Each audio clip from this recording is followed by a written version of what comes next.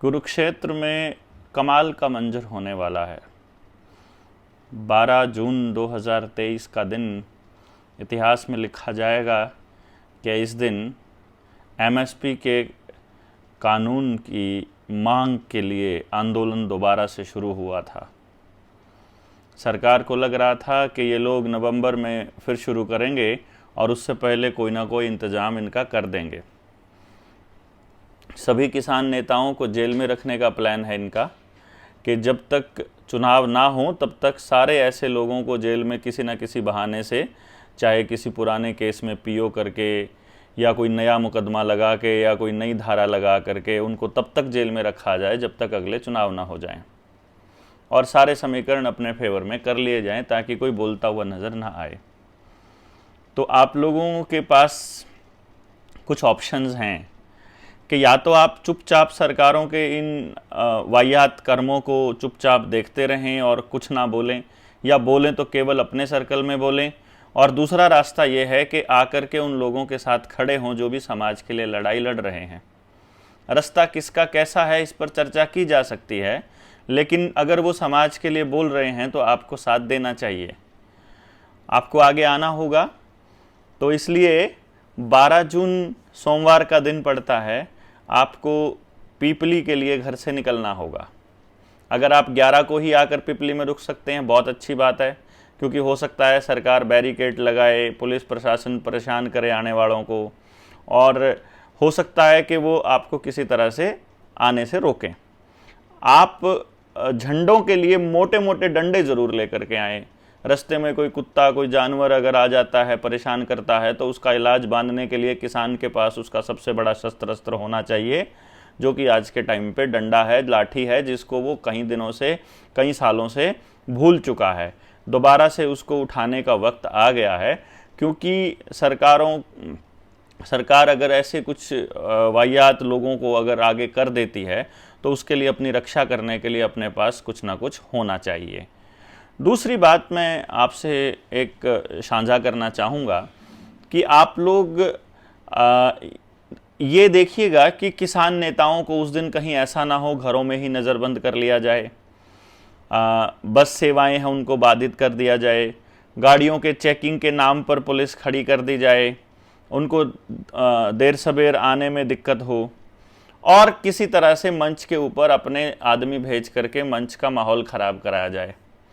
ख़ास तौर पे ये लोग आजकल जो सबसे ज़्यादा काम जो सरकार का कर रहे हैं वो कौम नष्ट लोग हैं। वो लोग हर कौम को नष्ट करने पे लगे हुए हैं और उनका काम है हर आंदोलन में अपने मतलब टांग को अड़ाना ही अड़ाना होता है, और उनका वो चाहते रहते हैं कि ये आंदोलन जो है वो चलते रहें और हमारी जो खुराक है वो चलती रहे इस तरह से। तो हमको उन लोगों से तो बचना ही होगा। हालांकि ये आंदोलन हमारा नहीं है, लेकिन हम गुरनाम सिंह चड़ूनी की जो यूनियन है उसकी जो कॉल है उसका पूर्ण रूप से समर्थन करते हैं, और जनता सरकार मोर्चा की तरफ से हम लोग भी पहुंचेंगे और बहुत से साथी पहुंचेंगे अलग अलग ज़िलों से, जिसके पास भी साधन है और जिसके लिए भी संभव होगा वो लोग वहां से निकलेंगे ही। तो आप लोग ये देखिएगा कि किसानों की इस लड़ाई में क्या हम समाज को कोई दिशा दिखा सकते हैं, क्योंकि ये आने वाला वक्त तय करेगा कि क्या ये लोग फूड क्राइसिस लाने में कामयाब हो जाते हैं। जिस तरह से भोजन के ऊपर ये निर्भर करना चाहते हैं, खेत के अंदर फार्मिंग विदाउट फार्मर्स का जो लॉजिक मोदी जी ने दिया था, जो एक्चुअली वो बिल गेट्स ने दिया था, और जिसको मोदी जी पूरी तरह से अमली जामा पहनाने के लिए कटिबद्ध नज़र आ रहे हैं नीति आयोग के जरिए। नीति आयोग कोई प्लानिंग कमीशन नहीं है, ये समझ लीजिएगा, जिसका जो सीईओ है वो अमिताभ कांत है। सीईओ प्राइवेट कंपनियों का होता है, ये बात आपको पता होनी चाहिए, और वो प्राइवेट कंपनी ही है। नारायण मूर्ति जैसे लोग जहां अंदर बैठे हुए हैं, टाटा जैसे लोग, महिंद्रा जैसे लोग जहां बैठे हुए हैं, जो मुख्यमंत्रियों के साथ बैठकर पॉलिसी बनाने में सबसे बड़ी अहम भूमिका निभाते हैं, जिसका सारा का सारा कारोबार, जिसका सारा का सारा दारोमदार बिल गेट्स संभालता है, वो चीज़ देश की प्लानिंग कर रही है। ये बात समझिए, नीति आयोग को पूरी तरह से समझिए। नीति आयोग की फुल फॉर्म ही देख लीजिए, NITI नीति। ये नीति प्लानिंग वाली नीति नहीं है। नेशनल जो इंस्टीट्यूट है ट्रांसफॉर्मिंग इंडिया का, उसको वो आयोग बनाया है और उसके लिए हर मुख्यमंत्री को उसके अंदर शामिल किया गया।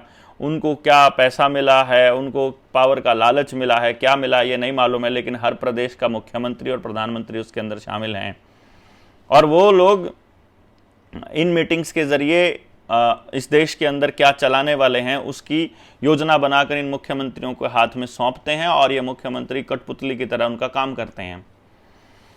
ये भी देखना होगा कि सीसीटीवी कैमरास ज़्यादा ज़रूरी हैं या स्कूलों में अध्यापक ज़रूरी हैं। बच्चों को टैबलेट पकड़ा दी गए हैं, वो टैबलेट्स में बच्चे पॉर्न साइट्स को सर्च कर रहे हैं। आपको मालूम होगा जब टैबलेट पकड़ाए थे हरियाणा के अंदर और पूरे भारत के इन स्कूलों में, सरकारी स्कूलों में, तो खबर छपी थी पहले पन्ने पर भास्कर की कि बच्चों ने सबसे ज़्यादा पॉर्न साइट्स को विजिट किया। तो अश्लीलता फैलाना चाहते हैं, नशे का कारोबार करना चाहते हैं, लोगों से तो हिसाब पूरा मांगेंगे लेकिन अपना इलेक्टोरल बॉन्ड्स के जरिए जो पैसा लेते हैं उसका कोई हिसाब नहीं देंगे। पहलवानों से भी एक गुजारिश है कि वो भी इस आंदोलन में बढ़ चढ़कर हिस्सा लें, अपने लोगों को बोलें, अपनी कॉल दें और आएं और बताएं कि जब पहलवानों के आंदोलन में किसान जब कंधे से कंधा मिलाकर खड़ा था तो आज जब किसान को ज़रूरत है तो वो साथ आएंगे कि नहीं आएंगे। 15 तारीख की कॉल पहलवानों की है कि चार्जशीट में क्या दाखिल किया जाएगा, उसको गिरफ्तार किया जाएगा कि नहीं किया जाएगा उस राक्षस को। तो उसके बाद में 15 के बाद कोई निर्णय लेना है, उसके लिए दबाव बनाने का भी एक अच्छा मौका है कि आप लोग आइए और मंच साझा कीजिए और किसानों को बताइए कि देश के साथ कैसी गद्दारी ये प्रधानमंत्री और सारे मुख्यमंत्री मिलकर के कर रहे हैं। हम लोगों को ये जानना होगा कि पॉलिटिकल पार्टियां इस देश की समस्याओं का समाधान नहीं है, क्योंकि पॉलिटिकल पार्टियां आजकल प्राइवेट लिमिटेड कंपनियों की तरह बिहेव कर रही हैं और उनके कार्यकर्ताओं का एक ही मकसद रहता है कि जो उनका मुखिया है उसके यहाँ हाजिरी लगाएं, उनको पानी मारना हमारे हरियाणा में कहा जाता है, उसको मतलब किसी भी तरह से बस पोसा के रखें।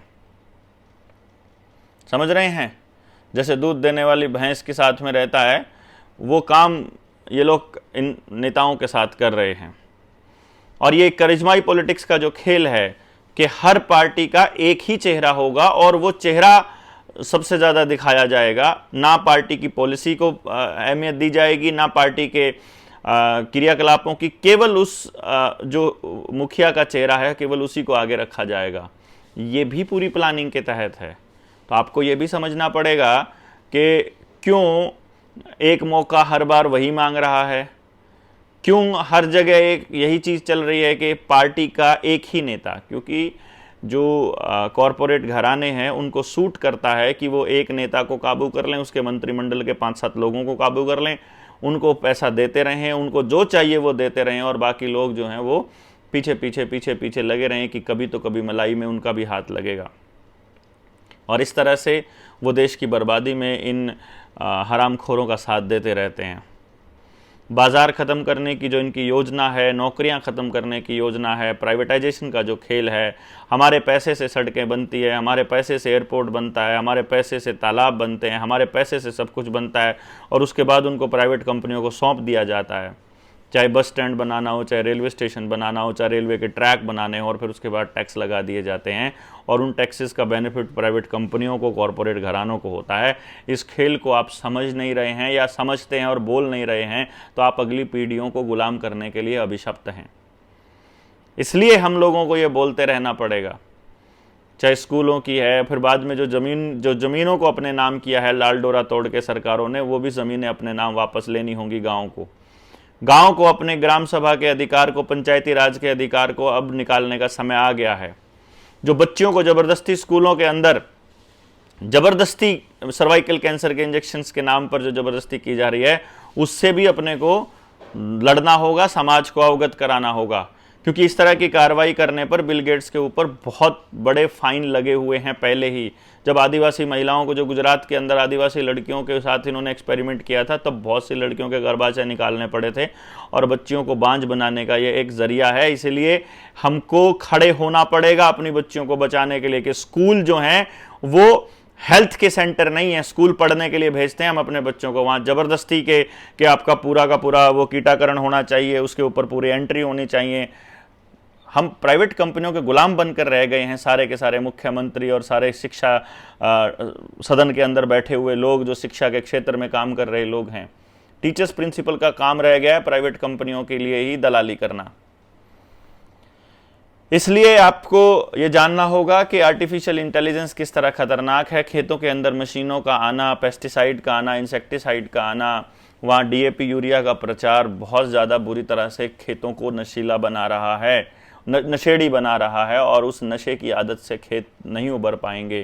तो आपके बच्चों को, हमारे बच्चों को, सभी किसान एक तरह से ये देख लीजिए कि वो जहरीले पदार्थ, जहरीले केमिकल्स खिलाए जा रहे हैं। इसमें पशु पक्षियों की संख्या कम हो रही है, मधुमक्खियों की संख्या कम हो रही है, और वो लोग कह रहे हैं कि बच्चे फैक्ट्री से पैदा हो जाएंगे, क्योंकि भारत अगले 2030-40 तक जो है लगभग सारा भारत नपुंसक और बांझ हो चुका होगा। उसके लिए वो लोग जेनेटिकली मॉडिफाइड खाना दे ही रहे हैं, पहले कॉटन सीड ऑयल और अब जीएम सरसों। पूसा के अधिकारियों से मिलने के लिए क्यों आया था बिल गेट्स? आपको सवाल पूछना चाहिए, आपको अपने नेताओं को पूछना चाहिए कि प्राइवेट कंपनियां तय करेंगी हमारे बच्चों का भविष्य या हम लोग खुद करेंगे? ताकत गांव के पास रहनी चाहिए। जल जंगल जमीन जानवर का फैसला गांव के लोग करेंगे। शिक्षा, स्वास्थ्य, राजनीति, खेती और न्याय, यहाँ पैसे का बोलबाला नहीं चलेगा, प्राइवेट कंपनियों की दखलंदाजी नहीं चलेगी।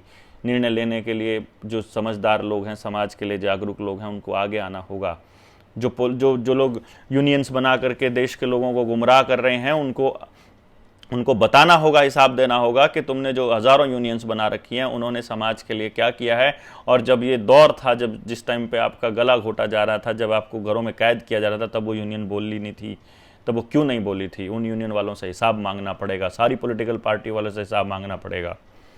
फ़िलहाल के लिए आप 12 तारीख की तैयारियाँ कीजिए, अपने मतलब डंडों को तेल पिला लीजिए और लोगों को कहिए कि ज़्यादा से ज़्यादा संख्या में लोग पिपली में पहुंचेंगे। सभी संगठन अपनी कमर कस ले, क्योंकि ये दोबारा से लड़ाई चालू हो सकती है और पूरे भारत के अंदर इस क्रांति की ज्वाला के लिए हम लोगों को आगे आना होगा।